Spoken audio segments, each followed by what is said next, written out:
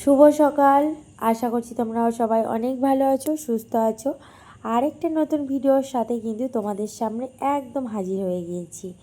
অনেক দিনই blog video দেওয়া বন্ধ করে দিয়েছিলাম, কারণ আমি দুর্গাপুজোর নবমী থেকে প্রচণ্ড অসুস্থ ছিলাম, প্রায় কালী পুজো পর্যন্ত। কালী পুজোর দিন থেকে একটু সুস্থ, কিন্তু আমি দীপাবলির ভিডিও কোনো রকমই শ্যুট করতে পারিনি বন্ধুরা, কারণ মন মেজাজ মানসিকতা আর শরীর যদি একদমই ঠিক না থাকে তখন কিছুই ভালো লাগে না।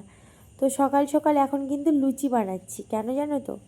একটাই কারণ, আমি কিন্তু লুচি বানাবো, এখন বানাবো ঘুগনি, আর মা কিন্তু বানাবে কুমড়ো আলু সয়াবিনের তরকারি, কারণ অষ্টমী স্পেশাল কিন্তু কুমড়ো খেতেই হয়। আর আমি এখন চলে যাচ্ছি পুজো দিতে, তো ওই জন্য মার একটু শরীর অসুস্থ, তো ওই জন্য আমি অটোমেটিক্যালি কাজটা করতেই আছি। আর মায়ের শরীরটা না আজকাল খুবই খারাপ, মায়ের মনটাও ভালো নেই শরীর খারাপের জন্য, আর সেটাই স্বাভাবিক। তো অনেক ডাক্তার দেখানো হয়েছে, কিন্তু ওষুধ খেলেই একটু কম থাকে, আবার সেই মাথা যন্ত্রণা, মাথা ঘোরা। তো আমি এখন বেরিয়ে পড়ছি স্নান করে, একদম এখানে দেখতেই পাচ্ছি প্রচণ্ড ভিড় হয়েছে বছরে।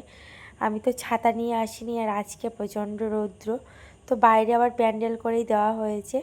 আর আমি কিন্তু আজকেই চলে এসেছি সকালে মামার বাড়ি থেকে, সেটা তোমাদের সাথে বলা হয়নি। চলে এসেছি কারণ আমি অষ্টমী পূজাটা প্রতি বছর বাবার বাড়িতে এসেই পুজোটা দিই। গত বছর দিয়েছিলাম, এখানে দেখতেই পাচ্ছ সবাই কিন্তু বসে গেছে, অনেকটাই ভিড়। তো আমি সবার লাস্ট এসেছি, এসেই ডালাটা জমা দিয়ে আর এসে নিজেই বসে গেছি। তো এখানে মায়ের এখন অঞ্জলির কিছু কাজ শুরু হচ্ছে, আগে মাকে একটু বরণ করে নেওয়া হবে, তারপর আমাদের পুষ্পাঞ্জলির কাজ শুরু হবে। তো আমরা কিন্তু সবাই ধৈর্য ধরেই বসেছিলাম। তো তোমরা কিন্তু পুরো ভিডিওটা দেখতে থাকবে, কেমন লাগছে জানাবে। আর পুষ্পাঞ্জলি দিয়েই বাড়ি ফিরবো, কিন্তু পুষ্পাঞ্জলি দিয়েও কিন্তু আরও একটা কাজ রয়েছে, দেবীর নামে পঞ্চফলের কিছু একটা কাজ। তো পুজোটার নাম আমি এই মুহূর্তে ভুলে গেছি। তো প্রথমে হচ্ছে এখন অষ্টমী পূজা হবে, তারপর সন্ধি পূজা হবে, তো অনেক কাজ। তো এখানে দেখো আমাদের পুষ্পাঞ্জলি কমপ্লিট বন্ধুরা, আর আমি তো একাই এসেছি আমাদের পাড়া থেকে, ওই জন্য ভিডিও করার কাউকেই পাইনি। তো আরেকটা কথা, এখানে মোমবাতি জ্বালানো চলছে, ধূপ ধরানো চলছে। এবার আমাদের প্রসাদের থালিটা দিলেই আমরা চলে যাব। তো প্রণামটাও সেরে নিয়েছি, আর সত্যি কথা বলতে এখানে ডোরও বিক্রি হচ্ছিল, তো ডোরটাও নিয়ে নিয়েছি।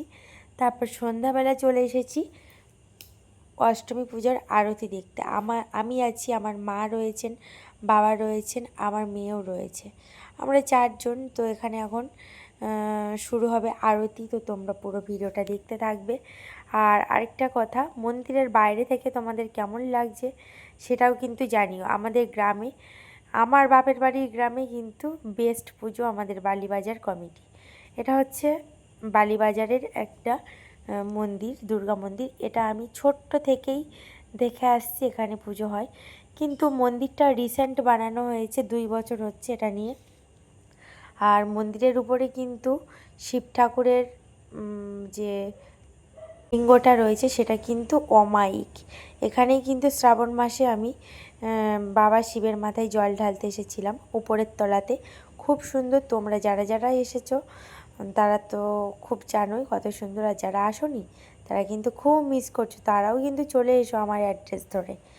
তো আরেকটা কথা, কেমন লাগছে অবশ্যই জানাতে হবে তোমাদের সবাইকেই। তো মায়ের অমায়িক দৃশ্য, আর এখানে ওং নমঃ শিবায় বড় করেই লেখা রয়েছে।